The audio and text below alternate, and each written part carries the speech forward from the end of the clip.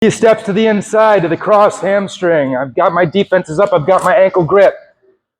One of my favorite things to do from here is an inside spin, spinning through his legs.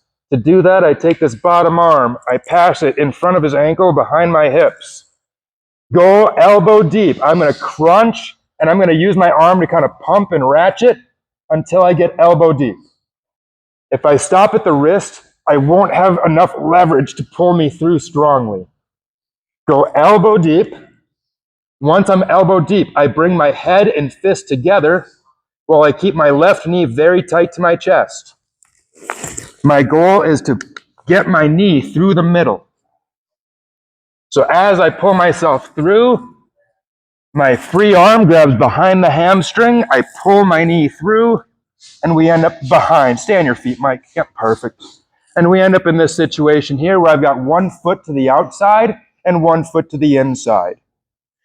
As we go through, I don't want my knee too far away from my body, otherwise he just sits down and things fall apart. We need to keep our knee in the middle, so when he goes to sit down, if he does, my knee holds space. We keep control of both legs when we spin through, so if he goes to turn and face me in either direction, both legs are caught.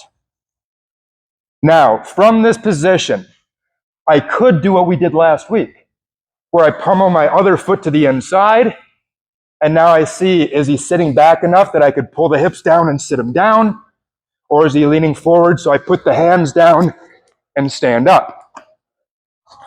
Those are good options, but let's look at a new thing. From this situation, once I've spun through, I'm going to drive him forward to his hands. Now, from here, I want to put his knee on the floor, so I'm going to pick his ankle up, and I'm going to straighten my right leg, making it heavy to put that knee down. I sit up, grabbing the hips. Now, to get to a familiar position today, I'm going to heist up, my arm reaches over his back, and my right knee goes around the front of his thigh in front of the hip. And we're back to this same position here. Now, if he hunkers down like a wrestler, I could drive his hips down, we could roll through. If he tries to turn and face me, I can just roll with him, and we stay attached to the hips. And from here, we should know how to work from here. We've been doing it all class. To get the back or finish that calf slicer. If you guys want to practice those steps of getting through the legs with that inside De La Riva spin and then trying to find the back control or a leg lock under little or minimal resistance to get a feel for it, that would be okay. And then slowly increase the resistance as you get comfortable until you're back to playing the game we just played. I'll be coming around if anyone needs help or has questions. Let's partner up.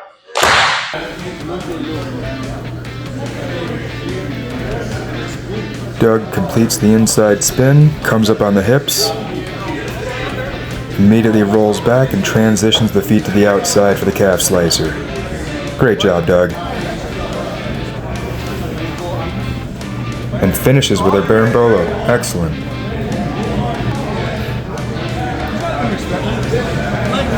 Here, Adam is working his reverse De La Riva with Hans. And of course, the big man jiu-jitsu, he decides to come up on a single leg. That's a perfectly reasonable decision. Good job controlling both the ankle and the knee and keeping the head inside to avoid the guillotine, climbing up to hip control. That was some good jiu-jitsu. Andres hits that inside spin, working with Chris, puts Chris down on the mat, comes up and controls the hip. Great work, Andres.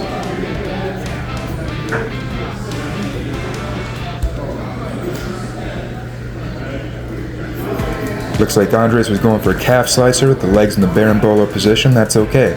Making small mistakes like that is all part of the learning process. We fully expect that. He stays on the leg, and you know what? He found his way to a successful leg entanglement. You're not always going to get the first thing you want, but developing the ability to find what's available is crucial in jiu-jitsu. Nice job, Chris, coming up on top. Here we see relatively new student Ryan, hitting that inside spin, putting the knee down on the floor, and looking to come up and get those hips. Nice job getting him off the floor, Ryan. Some excellent work from one of our white belts. Here we see Tet hitting the inside spin, excellent, controlling both legs, putting Zach's knees down on the floor, sitting up, controlling the hips, wonderful work, Tet, right around to that reverse tight waist, rolling through. Oh, these are some smooth moves, exactly what you would expect from an excellently talented purple belt. Here we have Zach Moran working with Abdi. Abdi's got some nice ankle control, making it difficult for Zach to go through the middle with that inside spin. Zach insists, he off-balances Abdi, and now it looks like we might be looking at a leg entanglement. Zach's got to decide, is he going to try to entangle the leg, or is he going to come up on top? Abdi's doing a good job framing, not accepting side control, trying to recover his guard. Excellent work, both athletes. Abdi was looking for that triangle. Zach shucked it off. Ooh, spun! Oh, that was an interesting decision. Abdi took full advantage of that. Now Zach's in trouble. And Abdi gets control of both arms. Great work. And gets the back. Well done, Abdi.